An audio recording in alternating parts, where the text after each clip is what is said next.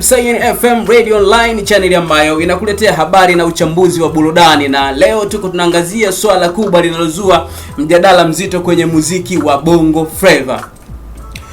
Kwa muda sasa mashabiki wa muziki wa Bongo Flava wameanza kuona mabadiliko katika ladha ya muziki unaotolewa na wasanii, na wachambuzi wa burudani wanasema kuwa mabadiliko haya yanatokana na kuongezeka kwa matumizi ya mitandao ya kijamii, lakini pia ushindani wa soko la kimataifa pamoja na pressure ya kutengeneza nyimbo zinazopata umaarufu kwa haraka.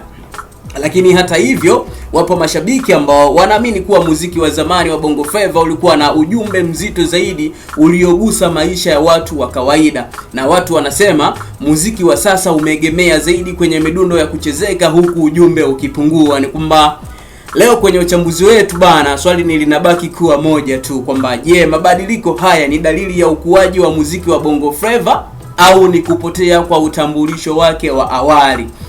Hebu tuambie hapo chini kwenye komenti yako.